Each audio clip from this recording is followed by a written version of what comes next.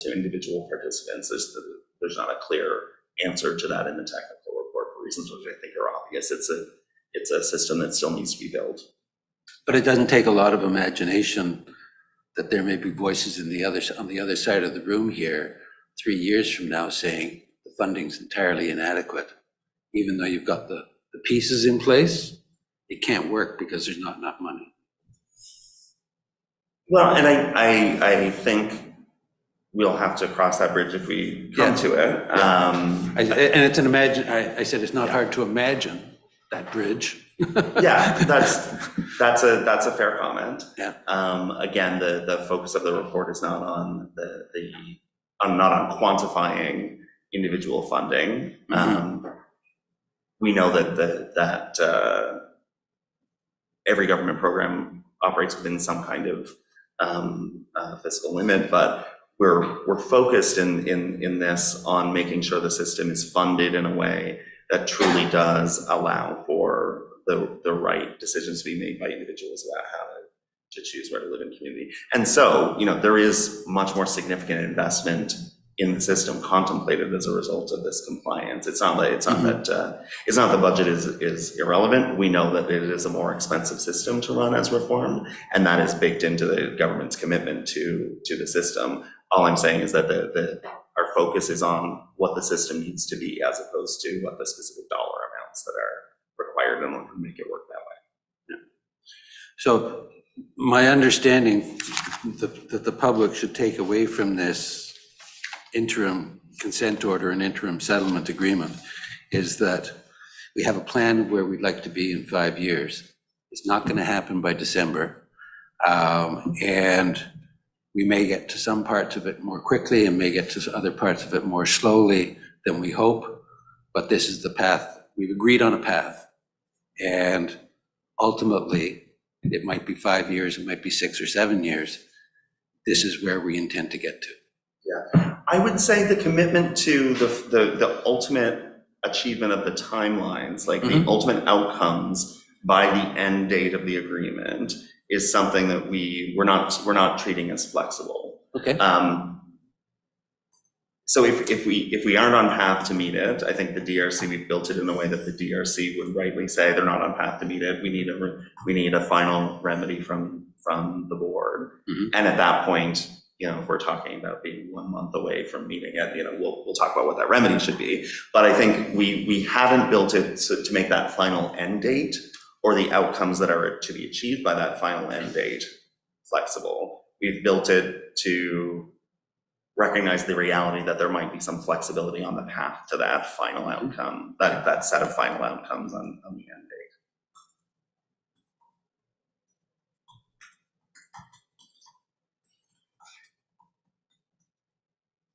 So with that, and I do feel like some of what I'm going to say in response to your specific questions on jurisdiction, and we've probably covered a little bit, so I'll revisit my comments here, but this is what I was prepared to say in terms of the jurisdiction questions. Why don't I just hold you off on that for a moment, because I'll get Ms. McNeil or Mr. Collerhead to speak about the structure of the agreement as you have done, and then you can both talk to me about, and have Mr. Kendrick's comments as well, about whether this path is a settlement now or whether it's an interim settlement. Sure. And whether I continue or whether there's another way to achieve what you're looking for without me being so-called seized with this for the next 5 years.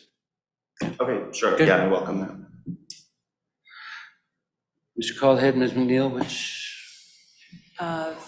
Thank you. I'll speak on behalf of the Disability Rights Coalition. Thank you. And I'm here with Tiffany Soy. I think I introduced her earlier. Yes. She's the senior law student assigned to this file.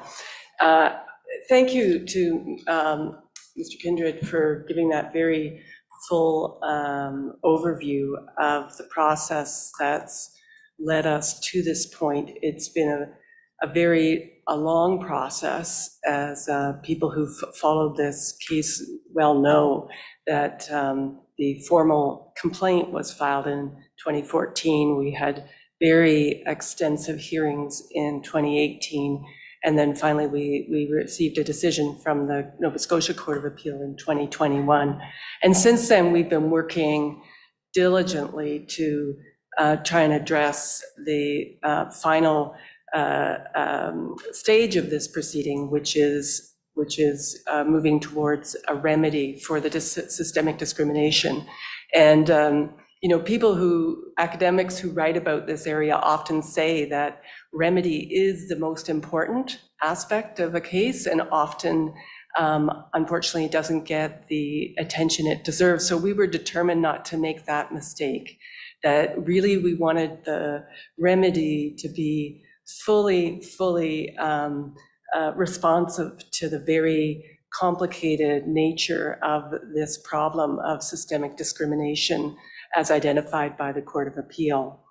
And when we sat back and we thought about it, we realized that because it's a systems problem, the Disability Rights Coalition, which is a community-based group of individuals who don't have any kind of special access to the systems of our government, that we were going to need a lot more information before we were in a position even to take a position on what would be the appropriate remedy. And so, as Mr. Kindred has identified, we came to an agreement with the province that really bringing in outside experts was key, to have that level of independence and that breadth of knowledge about what had been occurring in other jurisdictions to address the human rights of people with disabilities in meeting their needs to live in community. And so I won't repeat what Mr. Kindred has said, but I will just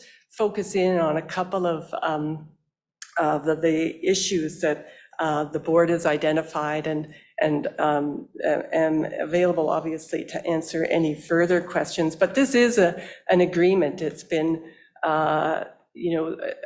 something that we've all parties have worked very hard to achieve, but we realize that it's not in any way a final agreement, because we're a long way from achieving the solution to this problem of systemic discrimination.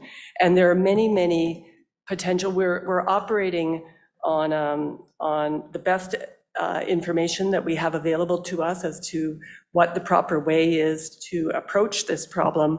But there's great many uncertainties from our point of view about how this is all going to flesh out. We're relying on expert advice, and we've created a step-by-step plan that includes benchmarks and indicators, and both transitional outcomes as well as final outcomes as to what we hope to achieve.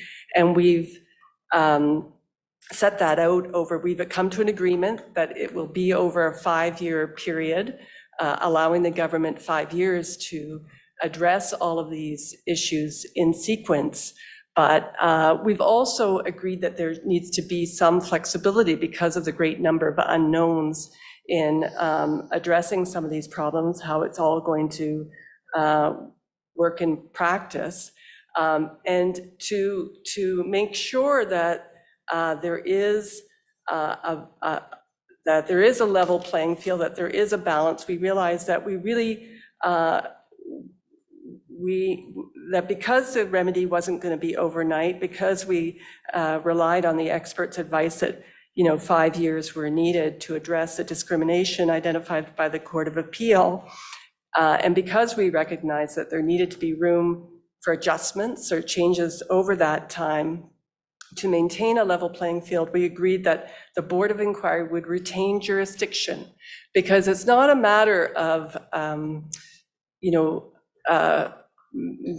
enforcement along the way. It may be a matter of starting over again if it turns out that this is not working, because ultimately it's the discrimination that needs to be remedied, not the plan that needs to be effected, if that makes a sense. If we find that it's not working the way it was intended to, we may need to take a fresh look and seek to have a hearing in front of the board to do that, to make sure that we arrive at a remedy that's going to be effective, that's going to be meaningful, that's going to achieve the changes to the system that are required. So we came to agreement about that, and that's a very significant aspect of the balancing that took place during the negotiations, that the board would retain that kind of very broad and powerful jurisdiction to revisit the interim agreement that we've come to ensure that the discrimination is fully remedied. So where do I find that? I mean, there's the... Well, section 18 of the agreement sets out, and in particular 18B.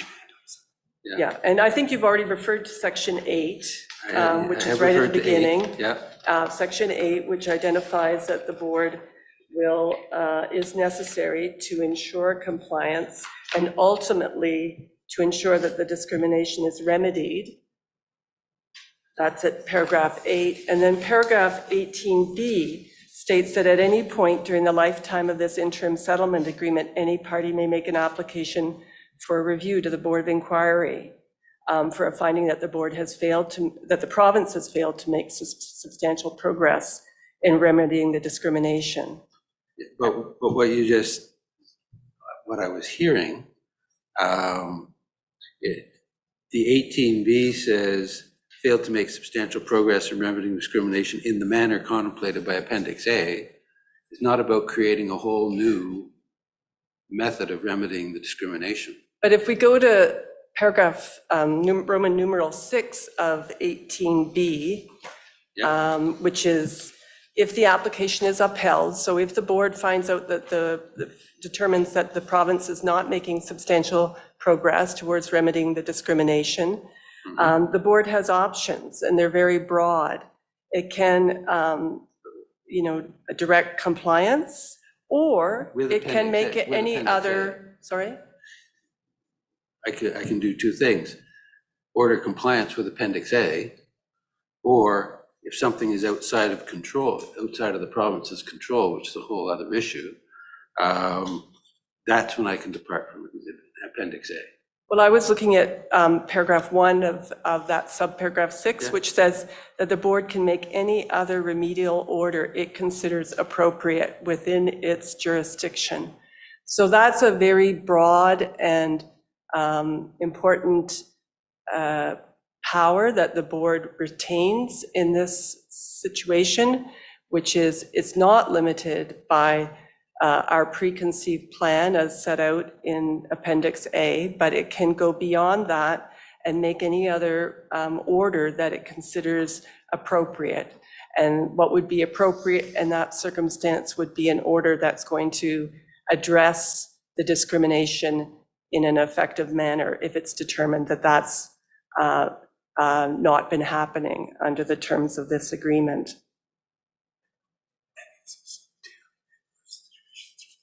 Yeah, and even the board has referred to subparagraph 2 there, progress is due to circumstances outside the control. And even there, if the province is throwing up its hands and saying, we can't do this because it's circumstances outside our control, it's not like the board says, okay, move on. The board says, okay, let's find alternative measures to remedy the discrimination. So again, it requires the board to revisit the question of remedy in a very full and complete way to ensure that the discrimination is fully remedied. So I don't. That take you right back to your expert monitor to decide this isn't working, this is what needs to get done, rather than coming before the non-expert me? So the monitor has no adjudicative function. It's a convenience for the parties to have someone who's able to review maintain that knowledge and continuity through the course of this 5 years and review and operate as an independent third party between the parties to review the disclosure that's provided, the data that's provided, to give us opinions on whether it's complete or not, to help us kind of in a way that we felt it was useful to have these independent experts advise us with respect to the actual remedy. Going forward, we wanted to have a similar kind of role to help us troubleshoot any issues like that come up. But ultimately, it's not the expert monitor, rather it's the board that has the adjudicative function and will resolve ultimately any disputes between the parties. And I think as Mr. Kindred has identified, that could happen at any point during the lifetime of this interim agreement.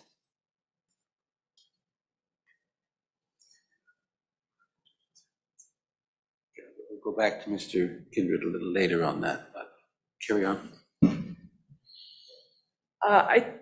I just wanted to note that that there are very clear outcomes identified in the course of the Appendix A that will need to be met, and those will be sort of signposts along the way for the Disability Rights Coalition as to whether this is moving in the right direction.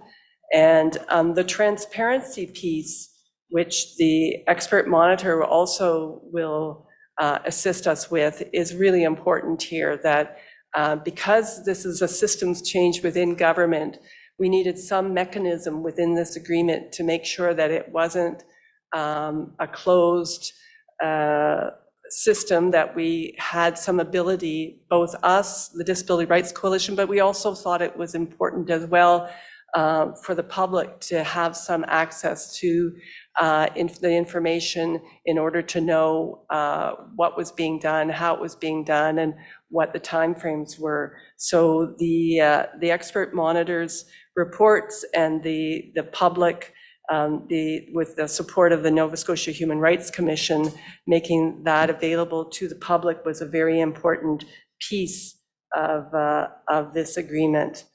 And I'm just talking really about less about the substance and more about the mechanisms here, because that was an important area for us to resolve, to ensure that this interim agreement is effective and that it is fully implemented.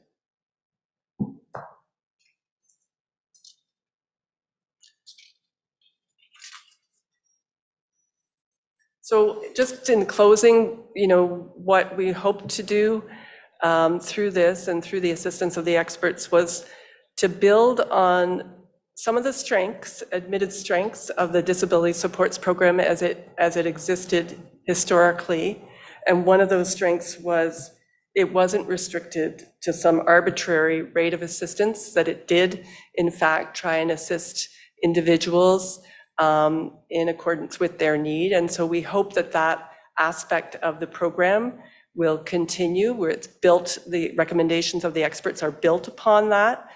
In addition to really make huge, as Mr. Kindred has identified, huge systems change, really significant systems change in terms of making sure that each and every person who's been housed in institutions has that opportunity to live in the community, and to get rid of wait lists so that people no longer find themselves waiting years and decades to access services that they need to meet their basic needs, and that they're able to live in the community where they have attachment, where they feel they belong.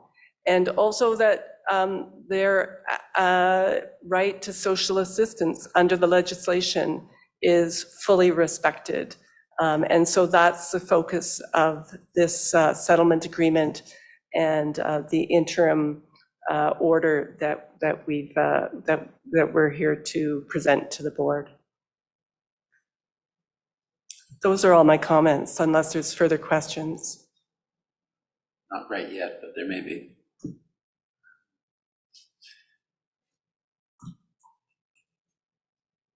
And go back to Mr. Kindred first.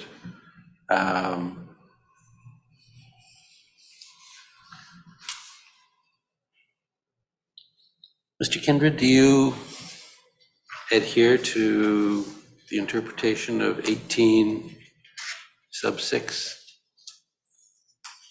that Ms. McNeil just put forward? Well, I'll say this, I didn't hear anything that she said that I disagree with, but if there's a specific point that you want my view of, well, I'll say this about 18 sub 6, I mean, or maybe about 18 in general. The one thing that I think should be clear is that the parties have agreed that if there is compliance in substance with the plan set out, that will mean, that will lead to a declaration of that the discrimination identified by the Court of Appeal has been addressed. And that is that's actually in 19, but in 19A, Roman numeral 3. So complying with everything that's set out here is deemed to satisfy the requirement to address the discrimination. So I guess if there's any small part of, if there's any small unclarity about that, when we say there's a possibility for a start again to the Board of Inquiry, I agree that if there are problems encountered along the way, if there's non-compliance encountered, then what we've built in is that the remedies that the DRC comes to the board to seek might be compliance with this, or it might be something else if it's clear that this hasn't worked or the province is saying it's out of our control. So in the face of non-compliance, one possibility is that we come back to the Board of Inquiry and the DRC says, for the whole thing or for this aspect of the thing, we actually need to start anew in front of you. The one caveat that I'll put to that is there's no path to start to say, well, we've actually done everything that the agreement says, but still we want you to come back to you and ask you to start anew. We're not happy with the end state, even though they've done everything that they want to say. So it's not starting from fresh in that point. If there's full compliance with everything, then we've agreed that leads to a finding that the discrimination has been remedied. But in the face of non-compliance or failure to make progress in substance, basically, if there's a point in time where it's clear that we're not going to be meeting the outcomes on the time frame contemplated, then the remedial request back to you from the DRC might be anything from order them to do what they say they would do in the agreement to we got to find something new and here's what the new order should be. So I think that's what I would say about what I see in 18 and 19 together. I don't know if that's what you're honing in on when you're asking if I agree with that. Well, my question is that Ms. McNeil was saying Appendix A may not be the actual endpoint. We may decide that this isn't working, and the DRC may say we want to have a whole different remedy.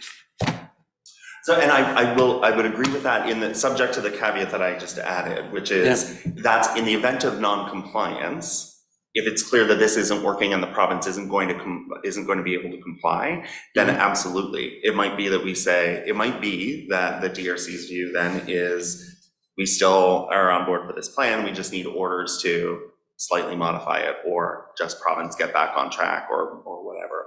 Or they may say, well, it's become obvious to us now that the province can't comply with this part of it, or that the whole thing is not working, and we need to come to the board and start from scratch.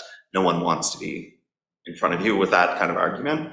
But I would say, in the event of non-compliance, it's open to the DRC to say, you know what, Appendix A Appendix A doesn't seem to be the plan, so we need to start asking you for a new plan or suggesting to you what a new plan looks like as a remedy.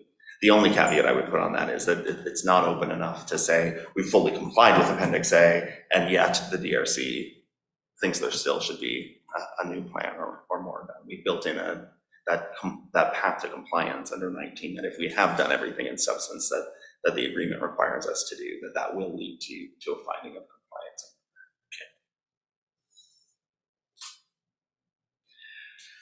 So I think that takes me back to what you wanted, what I wanted you to talk about earlier, which is why would it be me? Why not a new Board of Inquiry? Okay, yeah, so. Or why not the Supreme Court saying, this order's been made, this final order's been made. The DRC is saying we're not in compliance.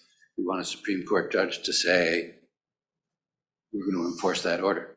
Yeah, so I'll talk about two aspects of that. One is like the technical jurisdiction under the Act, which I think is very broad and is sufficient to do this. And then the second equally valid aspect of it is why is that the best way for you to exercise your jurisdiction? And so in terms of the remedial jurisdiction that the board has under the Act, it's set out in section 34. It's set out in very broad terms, basically. So it can be ordered to do anything that's required in order to remedy discrimination. And so there's no sort of obstacle there in the wording of the Act that would prevent you from issuing this kind of interim settlement agreement, which contemplates a path to a final remedial order. Which might be narrower than what's contemplated by the very generous agreement that you've already reached with the DRC. I'll hesitate to comment on that just because we both sides fully agree in the validity of the substance of the agreement here, and I wouldn't want to even make a comment that would suggest that something narrower is. No, it was meant to congratulate you both. Okay. You've taken the finding of discrimination and said, okay, this is how we're going to deal with it, and we're going to deal with it over 5 years, and we're going to totally eliminate institutions, for example, which wasn't necessarily obligated under the finding of discrimination, because there may be a place for institutions, and the case may be made that there's a place for institutions as defined by the DRC. Yeah. But, you know, you've decided, no, that's not going to be the case. We're going to get rid of institutions as defined.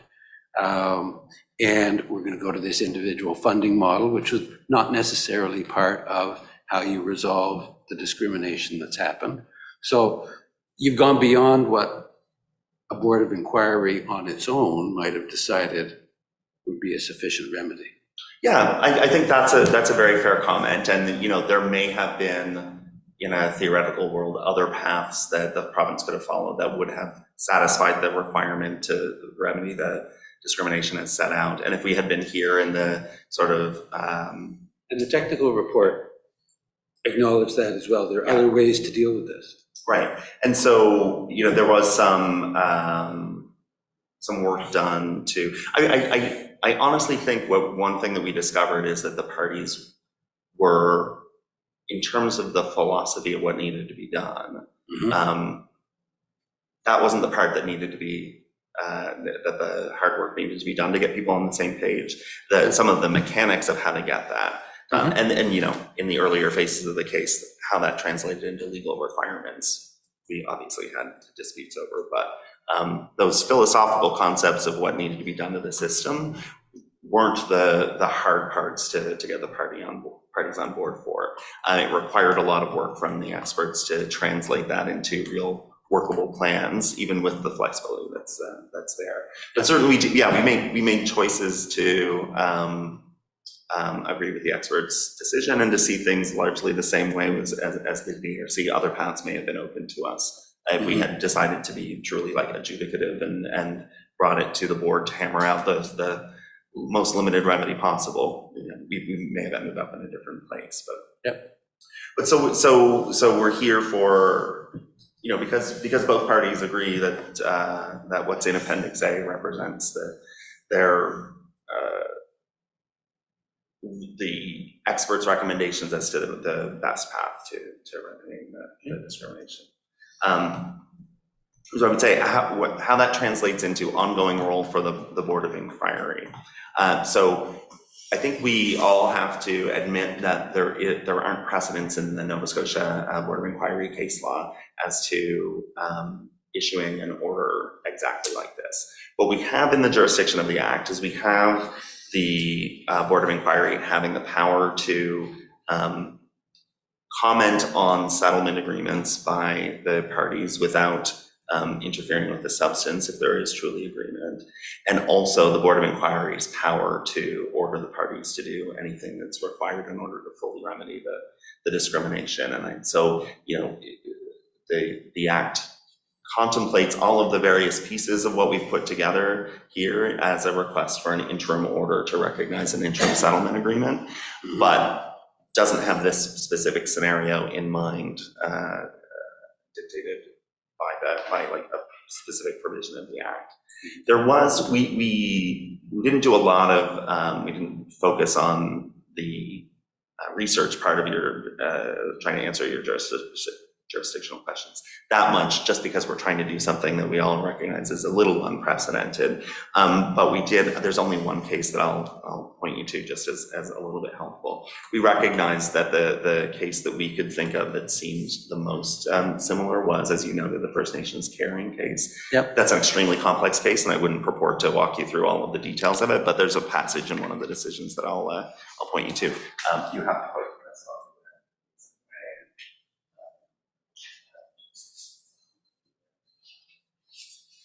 And so, that was also a case that involved finding of discrimination as to the way a large social program worked, and the path to reform was complex and had to be rolled out over time. Getting into more details of the complex case than that. But it was a case where the Canadian Human Rights Tribunal, again, without explicit jurisdiction in the Act saying they could do this, they relied on their general remedial authority in the Act and retained jurisdiction to continue, well, in that case, they called it ongoing supervision, retaining jurisdiction. So there's a section, I'll just read a little bit from paragraphs 36 and 37 of the case that I gave you, recognizing there are, I think, dozens of decisions in this case, so I'm pointing to one in the universe of decisions in this case. Yes. But this is the one that dealt specifically with retaining jurisdiction, and what the tribunal said there, operating under different legislation, understandably, but the remedial orders, I'm quoting from paragraph 36, remedial orders designed to address systemic discrimination can be difficult to implement and therefore may require ongoing supervision. Retaining jurisdiction in these circumstances ensures the panel's remedial orders are effectively implemented. And so not a lot of Nova Scotia case law to point you to, but at least some recognition in other complex cases that this kind of an approach with the decision-making authority retaining jurisdiction might be uniquely required by the nature of systemic discriminations and systemic remedies. The other, I won't give you the case, but there's a quote in the Court of Appeals decision in this case as well. It's at paragraph 193, and I think Mr. Calder had actually pointed me in this direction as we were talking about this. But just obviously recognizing the remedial jurisdiction of the board as including, at paragraph 193, this jurisdiction includes the ability to make remedial orders with systemic impact. In that case, they're talking about the board's jurisdiction to make systemic remedies in an individual discrimination case. But this is in the context of saying that in this case, the board also should have found the board should have found, and the Court of Appeal did find, systemic discrimination, which also engaged the board's power to issue systemic remedies. So it probably went without saying that the board has power to issue systemic remedies, but when I put that in sort of combination with the observations by the Canadian Human Rights Tribunal, I think it requires a recognition that the nature of systemic remedies will be different from individual one and done type remedies, and would require something like a more creative ongoing jurisdiction of the board in order to ensure the remedy is fully effective.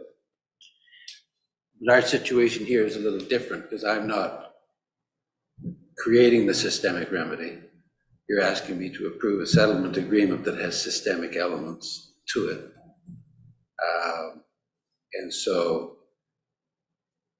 And I'm just reporting the settlement. It's not my order, right? Right.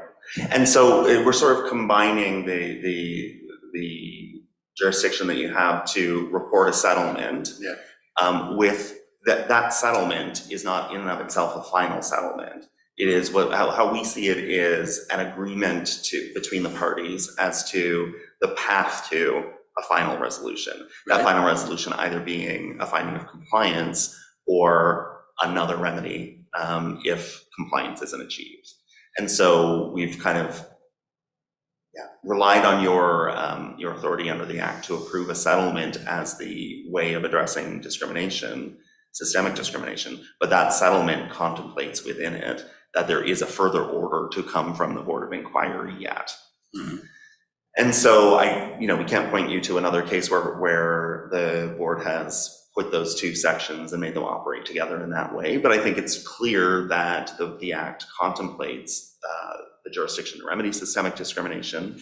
And we have to recognize that systemic remedies, of which the Board of Inquiry jurisprudence doesn't have a lot of examples of systemic remedies, but they have to be able to work in a way that's different from individual remedies and in a way that truly facilitates the remedying of systemic discrimination. So just against that sort of that reading of the Act and some of the related case law, albeit not a lot of jurisprudential kind of background for what we're trying to do here.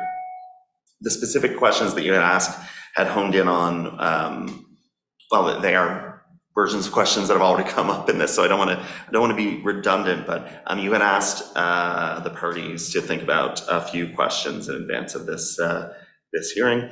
One was, can I make an interim consent order which is in substance a final order, assuming everything works out as hoped, because the expectation is that there will now be no inquiry by me as to remedy under section 34(8). And so I think we disagree somewhat with the characterization in that we see this as not in substance a final order. At most it is an agreement as to what the path to the final order will look like. It has the path to and the parameters for how to get that final disposition, but it isn't in and of itself the final disposition in the case. And that's trying to be realistic. We recognize that this is not the kind of case where the Board of Inquiry can say right now at this point in time that this is absolutely the remedy and that the discrimination will be remedied as a result of the parties' agreement. We have acknowledged the flexibility that needs to be built into that.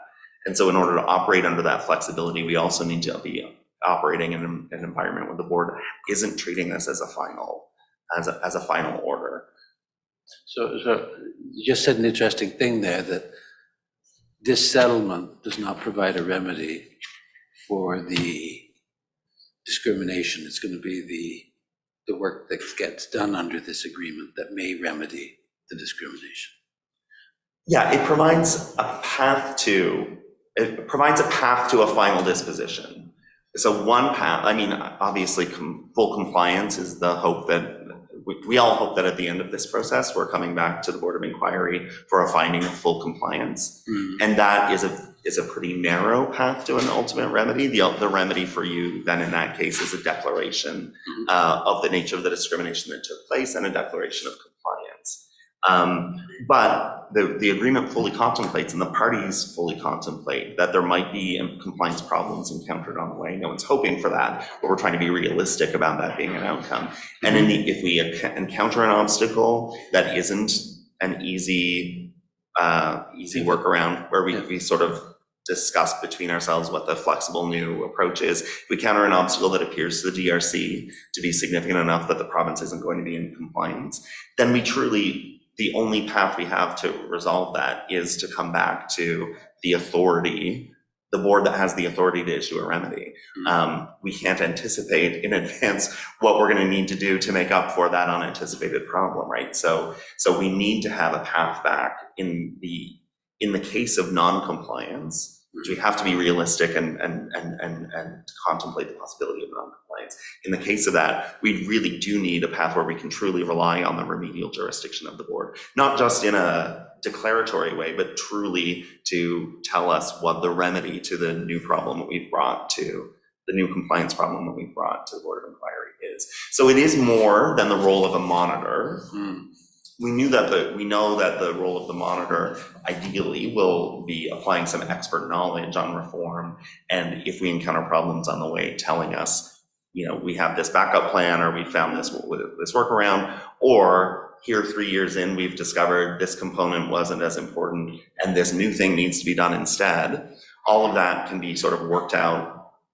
The hope is by explaining to the monitor, by being transparent to the public about it, and by discussions with the DRC to say, yes, we see you're still on the path to compliance. It's still compliance in substance. It's still, you're making substantial progress towards the end goal. And so we wanted to build in a process where we weren't coming to the Board of Inquiry for that monitoring role to just say, help us solve this problem. Maybe we can, get back on track. What we need the Board of Inquiry to do is to retain remedial jurisdiction for the unfortunate, but have to plan for the possibility outcome where complying with this plan has become impossible, or things have changed and something has changed at the province and there's clearly no longer a commitment to complying with this plan. Who knows what that future state of affairs is going to be, but there needs to be a path to truly come back to the board and say, okay, our interim attempt to remedy this is not being successful and we need you to fall back on your remedial jurisdiction. And so that's all by way of saying why we do see this truly as an interim settlement agreement, because we're not at a place yet where we can ask you to exercise your final remedial authority. We need to build in a path to come back to you for that. So you could come back with Appendix A is not going to work anymore, so we need a new plan and we can't agree on it and we need you to make a decision. Or B, Appendix A is not going to work anymore, but we've agreed and here's a new interim consent order with the new plan. I think if we're able to agree, I don't want to anticipate every possible scenario, but if we're able to agree, we probably are just operating within the flexibility that the agreement, the interim settlement agreement already contemplates. Because we have said, we can, it's only when there isn't substantial progress towards the outcome. When we reach a point where the DRC says you're not going to reach the end goal, so we have to go back to Board of Inquiry. That's the point that's truly like non-compliant for the sake of this. So if we've agreed on an alternative that works, we probably wouldn't be coming back to you with it, because we would have found our own way of satisfying the DRC that we're still making that substantial progress. That's how I see that playing out. It's hard to anticipate every possible scenario that could play out in the future, but I see us only coming back to you if there truly is non-compliance in a way that the parties can't find a way of getting back on track to achieve the outcomes by the end. So if the party that we talked about, circumstances outside the control of the province, for example, something entirely, and we've tried to define that concept, but if something entirely unforeseen happens and the province just has to say, look, even with best efforts, we just can't make it anymore. So we both come back to you and say, neither of us thinks that we're on track for complying with this. We need to explain to you why, and we need a new remedial decision from you. I don't want to shut down the possibility that we might still come back to you and agree on what should be done instead, but there's enough flexibility there that really we shouldn't be coming back to you if we agree on the way around it. We should only be coming back to you when we truly need you to exercise your remedial powers. And again, recognizing that the better path would be, with absolutely no disrespect to the expertise that the Board of Inquiry brings to the table. This is a very technical issue, and we're getting good expert advice from people who are better positioned to tell us what to do than any Board of Inquiry would be. And so we've sort of built in the role of an expert monitor to help keep us on track so that we're not falling back on your ultimate remedial jurisdiction.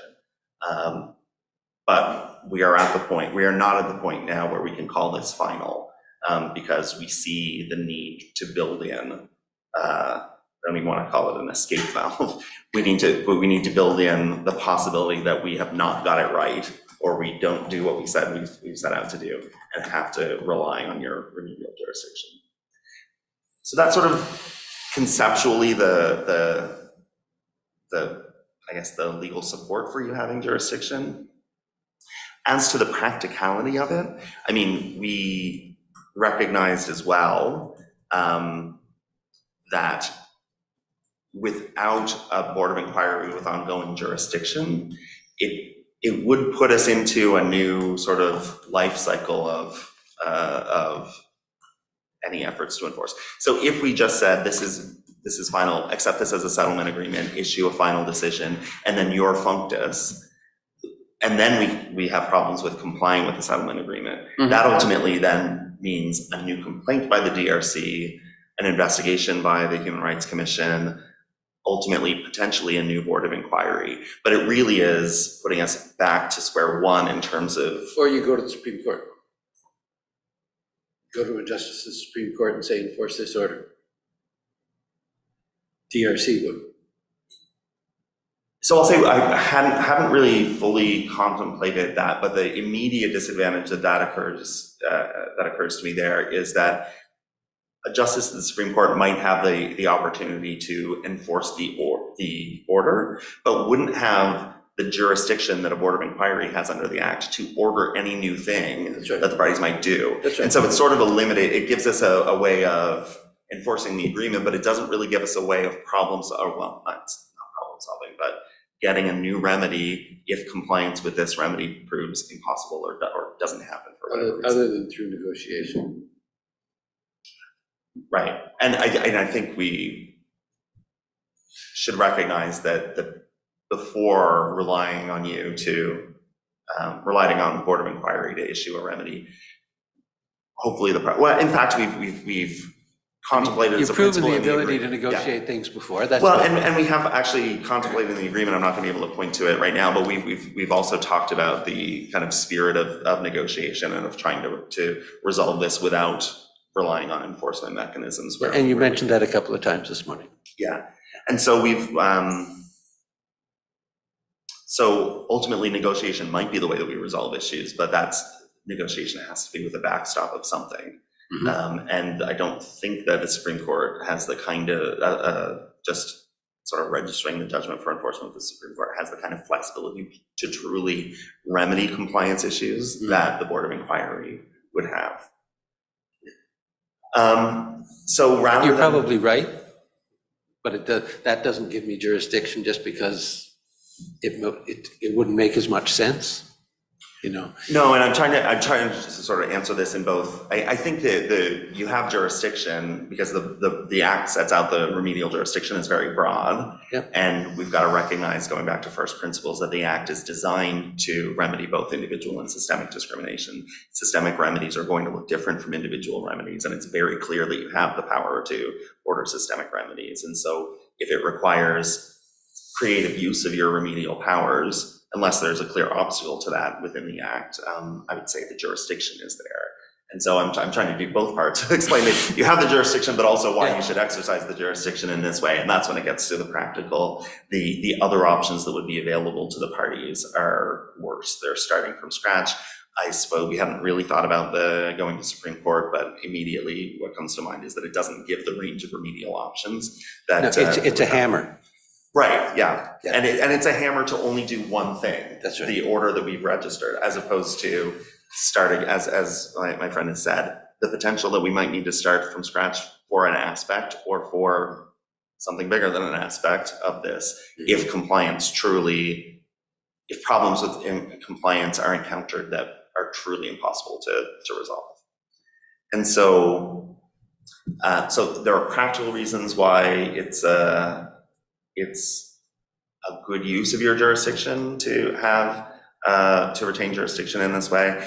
Another practical reason is sort of the administrative piece that we've contemplated in the agreement, which is part of just making sure that we are on top of the transparency and all of this, is knowing that we have an easy path to bring an issue back to a board of inquiry that doesn't involve starting from scratch at the complaint stage of the commission. So that at least once a year, we will contemplate having a case management conference and turn our mind, if we don't at any other point in the year, which is more likely, but at least turn our minds annually to whether we have an issue to bring to you as to compliance with the agreement. We've been going since 9:30. Oh, I'm going to invite people to take a break. Ms. McNeil, I'm going to come back to you. I'm going to ask Mr. Douglas for some remarks.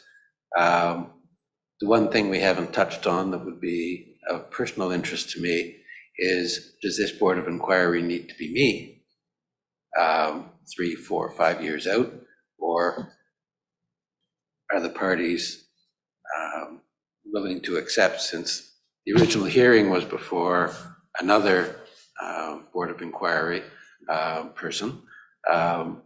Would it be acceptable to have someone else sub in? Are you more interested in the Nova Scotia Human Rights Commission Board of Inquiry position being available to deal with an issue as opposed to me dealing with an issue? I think it might make sense to give a brief answer to that before the break so that others can comment on it. Okay. But we've turned our mind to that as well, and you directly put the question to us. And so what's important to us, I mean, of course, with an individual, there is some knowledge that you would continue to bring. You've done your investigation, you've heard our submissions on it. There's an advantage to the individual continuing. But what's important to us is that the Board of Inquiry have jurisdiction continuing, the Board of Inquiry as a concept. You are appointed under the Act to person that Board of Inquiry for the duration, but we have replaced the chair in the course of this. There are other cases in ongoing matters where the chairs need to be replaced for one reason or another. And so I would say, in answer to your question, both conceptually, we see no obstacle to the chair being replaced if that's something that needs to happen. And also practically, we are more interested in there being a path back to a Board of Inquiry as an enforcement body, as opposed to it needing to be you, despite the institutional knowledge that you would bring to it if you did. Okay. All right, let's take a break back at 11:30. Okay, thank you.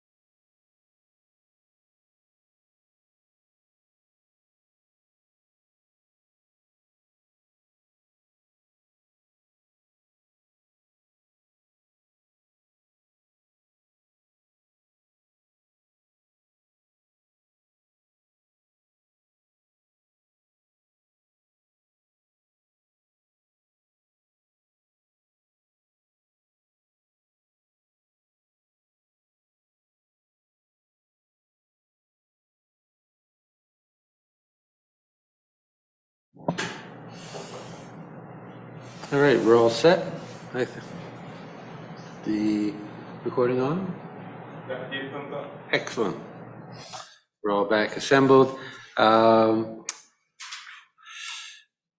Ms. McNeil, is there anything that you wanted to add to what Mr. Kindred had to say about my jurisdiction? Yes, we do have further submissions. Mr. Calderhead's prepared to make those submissions to the board. Okay. And in doing so, Chair, I hope I'm on the same page that the other parties are in making these submissions. Let me begin by saying we completely agree with Mr. Kindred's submissions and share those. So in what I'd like to say, I'll be careful not to simply repeat them. On the question of as I take it to be the board's core question is, and perhaps you can help me clarify this, I don't know whether it's so much as whether the board has jurisdiction or whether in this case you should exercise the jurisdiction to retain a supervisory jurisdiction. I'm happy to hear from you on both. On both. All right. So let me begin on the question of jurisdiction. In a way, this case is very similar to the First Nations Caring Society case, where the parties have agreed that there would be a retained jurisdiction. And that's exactly where we find ourselves. One of the first things we learn in law school is you can't have jurisdiction by consent. Right? I think our take on that would be you can't confer jurisdiction where it doesn't exist. That's right. So the assumption is in the First Nations Caring Society case is that for years now, the tribunal has been content to carry on with that jurisdiction, which if it didn't exist would have simply have come up. But that was the federal government's argument, is that you can't do this. Right. And we're not going to comply because you can't do this. And the federal court in the fall of 2021, I think, or 22, Justice Clavel said, well, yeah, you can, and it's appropriate in this case.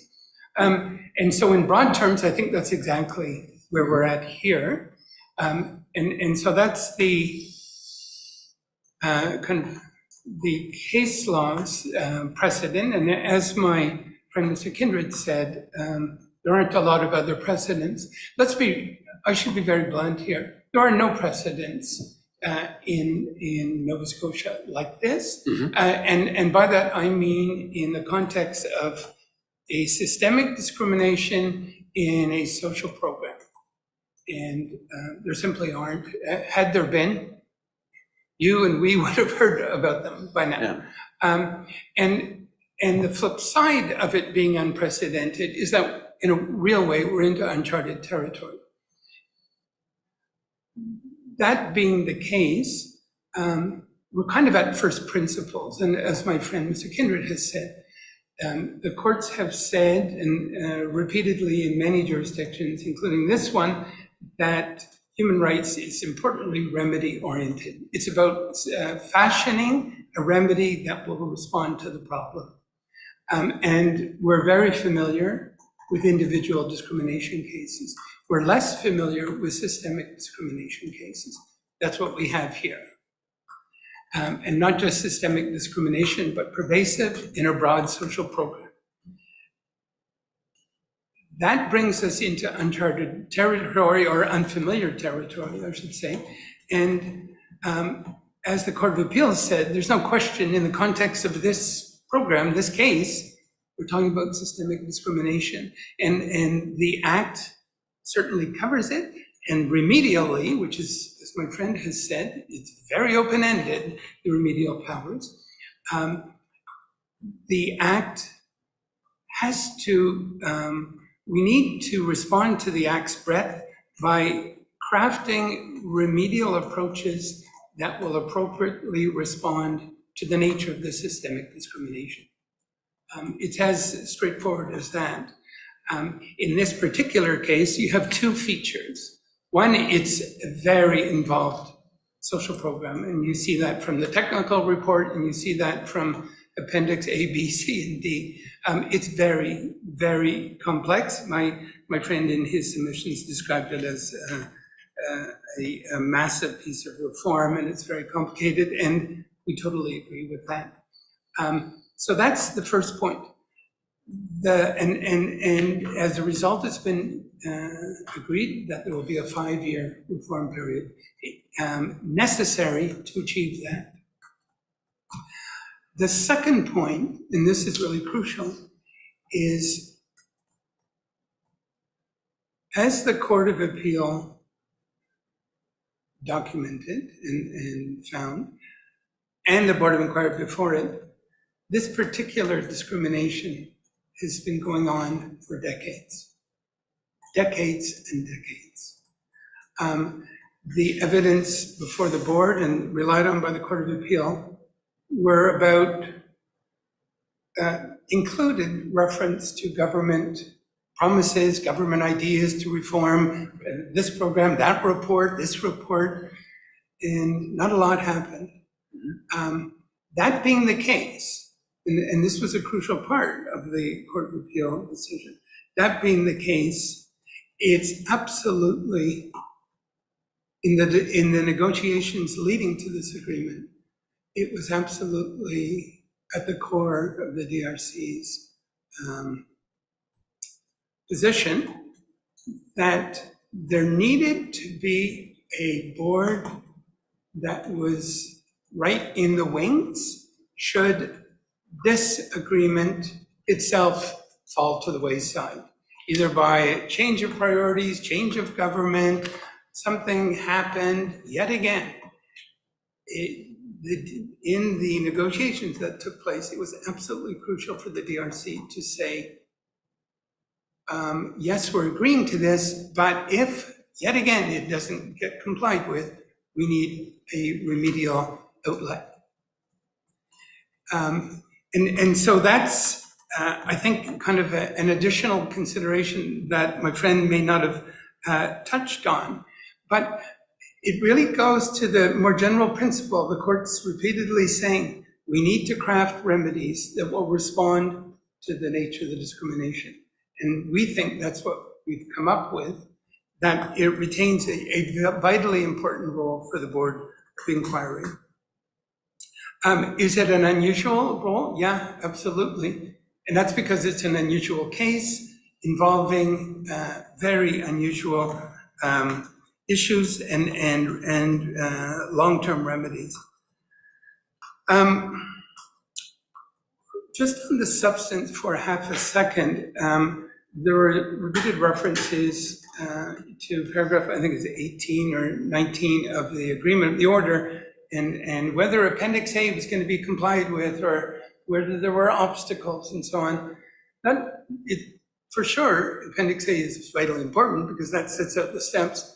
Also crucially important and also referred to in that paragraph is Appendix D, which is a 2-page set of outcomes, very detailed, very specific outcomes that have to be met in order for the province to be able, in 5 years' time, to say, we've met this list of outcomes and we want a declaration of compliance, bringing to an end the ongoing finding of a human rights violation.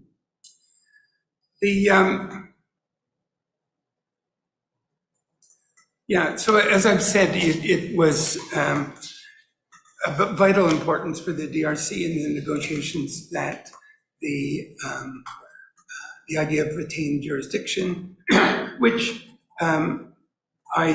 just a quick search from on the First Nations Caring Society, I see it's already being applied. And I think my friend, Mr. Douglas, may have more to say about retaining jurisdiction under this act.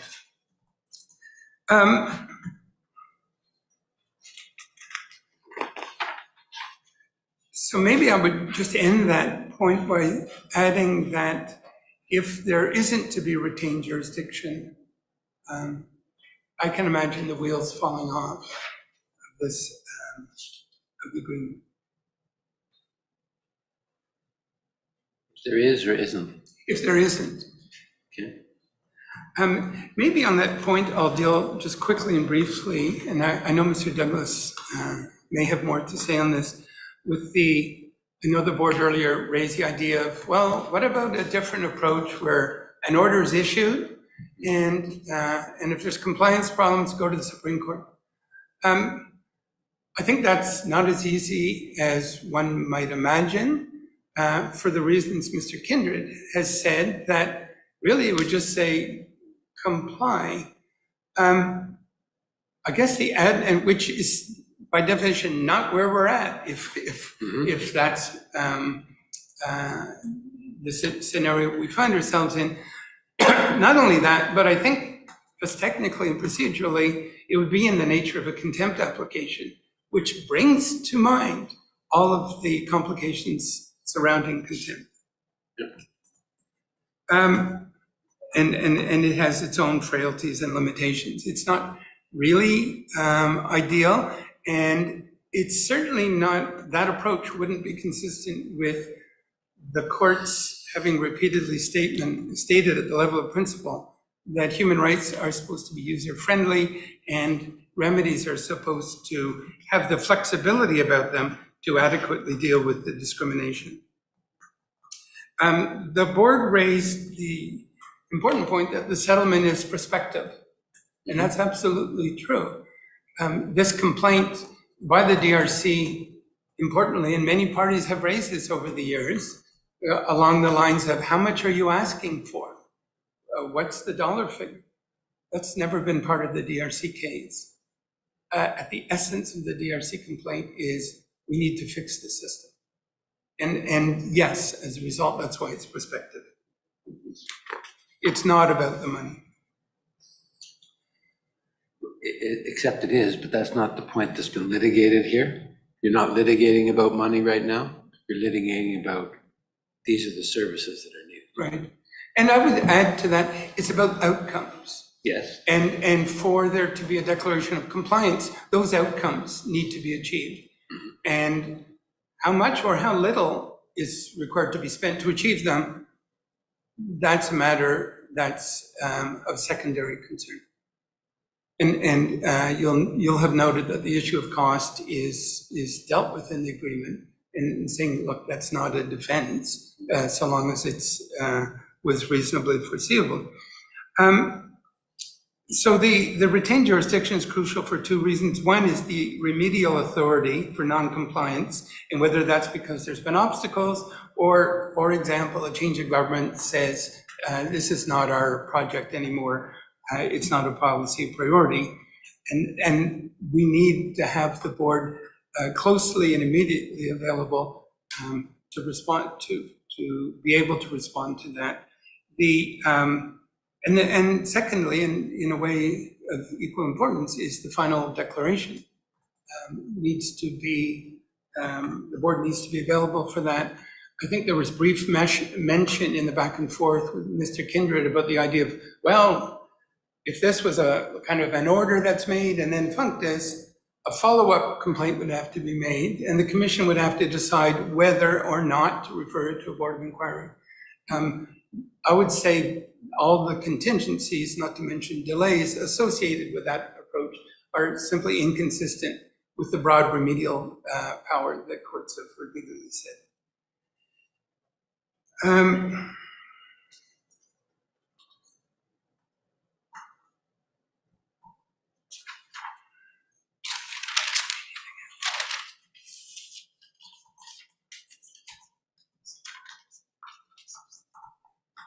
So I do think that the position the province and the commission and ourselves has brought is one that of retained jurisdiction is absolutely crucial and consistent with human rights principles and values, and indeed the human rights case law. On the second question about whether the board personally would need to remain seized and so on.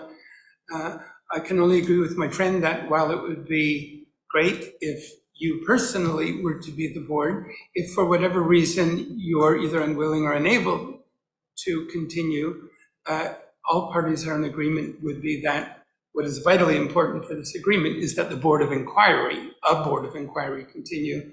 And I think Mr. Douglas can speak to that, both in terms of precedent and practice. I don't know whether that's a short answer to the me personally question. I think those are our add-on submissions to my friend. Thank you.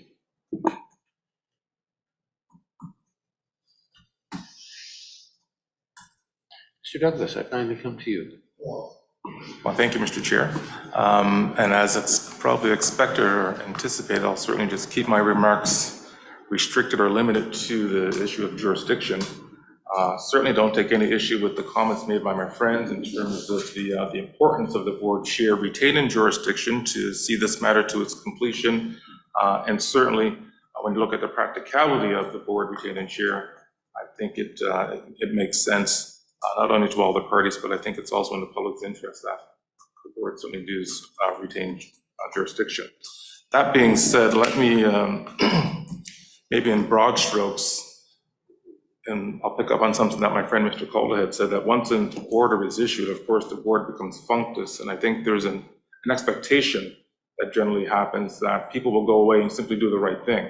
But we have certainly seen in the past that there's been issues of individuals not complying, perhaps partial compliance, or just simply issues as it relates to compliance itself and what it looks like. That being said, there certainly becomes a burden or a task upon the complainant to try and enforce that order to get compliant. And the board chair had mentioned about you can take it to the notice of the Supreme Court. And that path for that to happen is the Enforcement of Court Orders Act, but it strictly or only relates to financial matters. So that court wouldn't have the flexibility, for example, if there was a disagreement in terms of compliance, for the court to say, okay, this is going to be the workaround or the solution, and therefore that's the one that I'm going to force the parties to comply with. That's not doable when you go to Everything's black and white. Yes, yeah, that's right. And there's also a provision under the act for the commission as well to sort of, take an individual to task for not complying, but don't think that would be helpful in this particular circumstance, especially where if there's a disagreement around, compliance and what it looks like and what should be complied with. Again, the commission wouldn't have that. It's more for violation of the act as opposed to. Yeah, exactly. Yeah. So, I simply pointed out to say that it speaks to the importance of the board retaining chair. So if the parties do have an issue, we can come back to the board chair and say, listen, this is the issue. This is our solution. Can you work with us on this particular issue? And I think it's, and one thing that's going to be happening going forward, we can certainly say sort of again in broad strokes, is that given the issue with compliance that we have seen over the years, we're certainly going to be asking board chairs to retain jurisdiction until full compliance has actually occurred. In this particular matter, it looks a bit different than usual because generally in the run-of-the-mill, there's generally like a 30-day window or a 60-day window for amount of money to be paid or education or training or whatnot. This is a systemic issue that has a systemic solution to it, and it's going to take, as indicated by my friends, 5 years for compliance or for this to be responded to appropriately. Or so, yeah. That's right. And I don't think it's difficult to imagine, just even based on the discussion today, that there may be some bumps along the way in terms of compliance. One party may, and again, my friend said, there could be a number of issues that arise as a result of this. That being said, I think it's vital that we have a path or an access back to a board of inquiry chair so we can have those debates with the chair to say, listen, the parties have stumbled into a block here, we need some assistance. And again, to my friend, Mr. Calderhead's point, that whether it's you, we certainly would love to have you. And if you don't want to do that, we certainly won't take it personal. But as long as that chair is still there, that position is still there for someone to be able to oversee In it. 5 years, none of us may be here. This is true. This is true. But at least there will be a framework or a structure in place for whoever replaces us, that is still in place. They don't have to start from ground zero again. So I think that's crucial.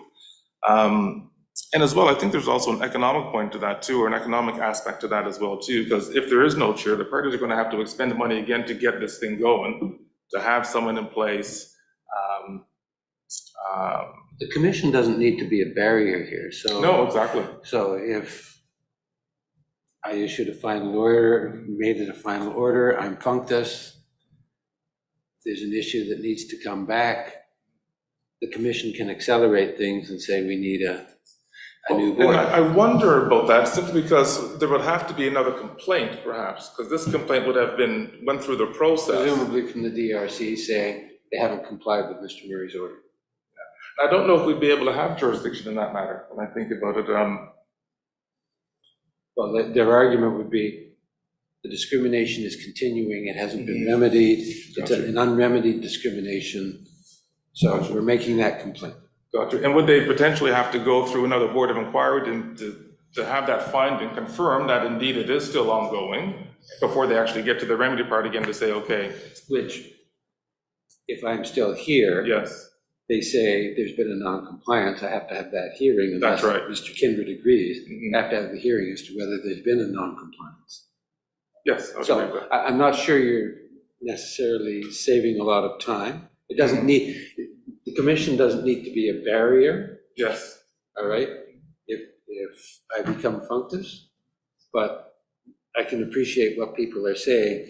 It'd be a lot easier if there's someone at the other end of the phone. yeah. I think definitely agree that it's a lot cleaner in the sense that all we have to do is just send a note to the chair to say, listen, we want to resume again, and away we go. I think that'd be much easier and much more effective and effectuous.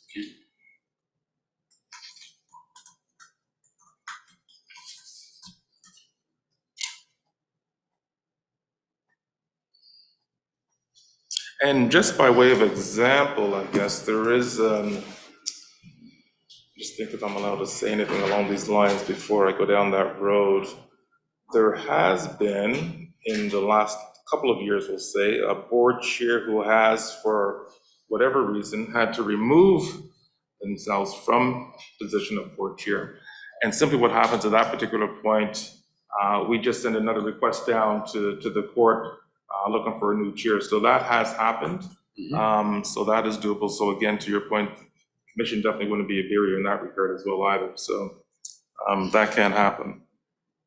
But I guess the process would be if I decide at this point to retain jurisdiction, and then next year, or 18 months, or 24 months from now, I say, I'm unwilling to continue. Yes, at that point, again, we will just simply write down to the court and say, listen, this is the situation with Chair Murray, we need a new chair appointed, and they will simply just appoint a new Give us chair. a new warm Yes, body. that's right. Yeah. Yeah, so we can certainly do that. Yeah.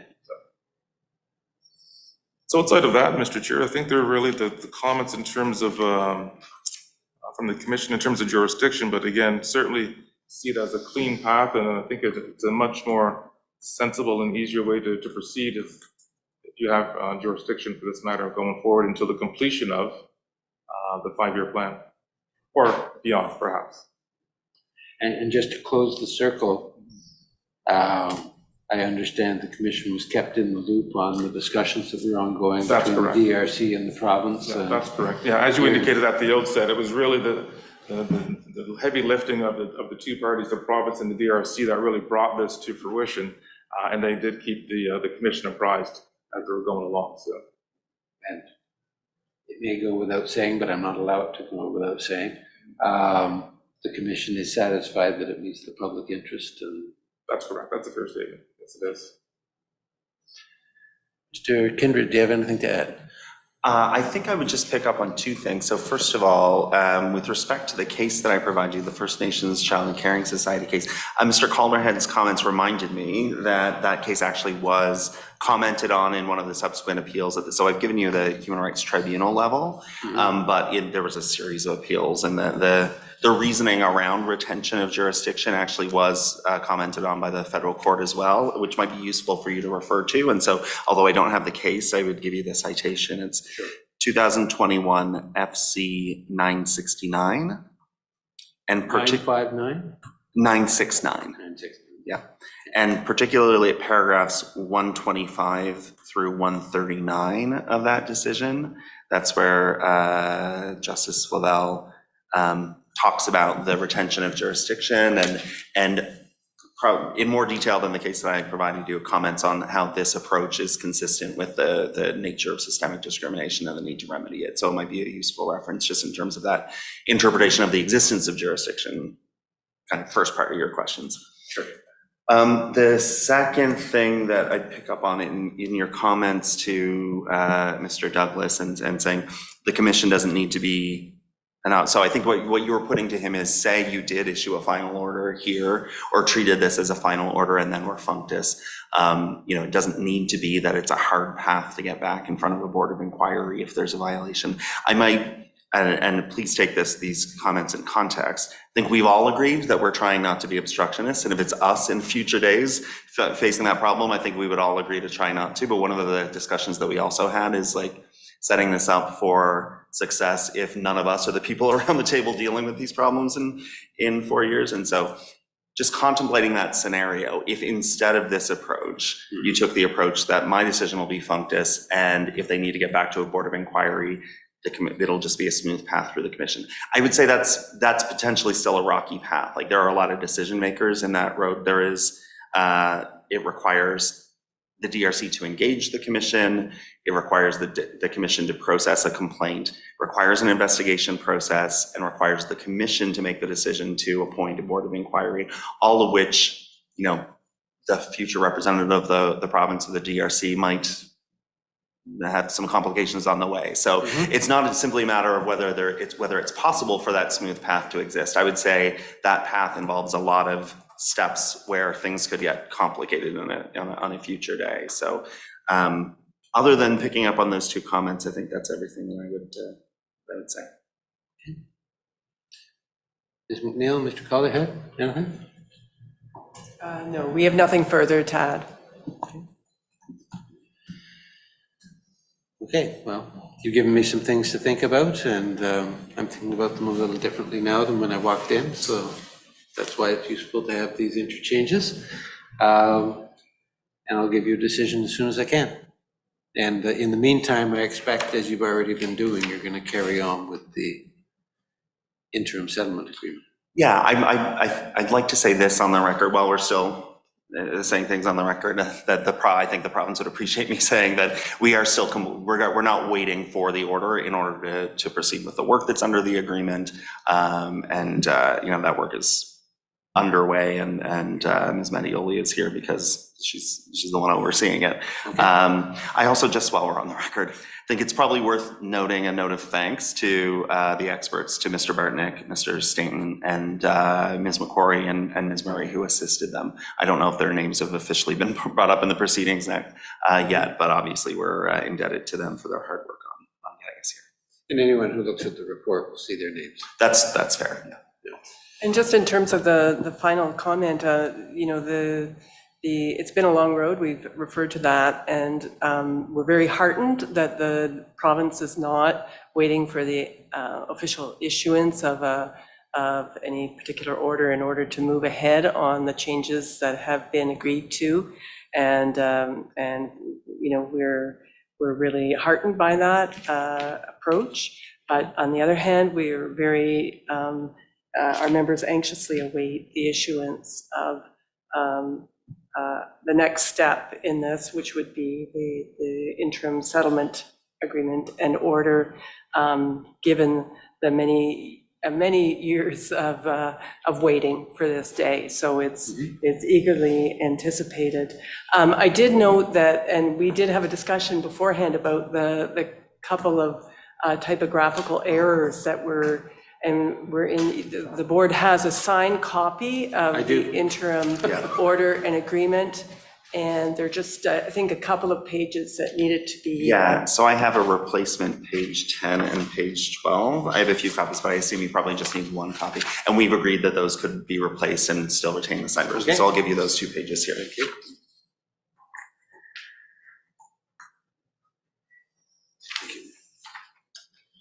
And Mr. Douglas, you were saying that you heard that the live stream hasn't been working, but it's going to be posted? That's correct, yes. Yes, that's correct. So is that just audio, or is it going to be audio and pictures? I assume it would be both audio and pictures. Okay. That's that canvas. Okay. Thanks very much, everybody, for coming. I'll be back to you as soon as I can be.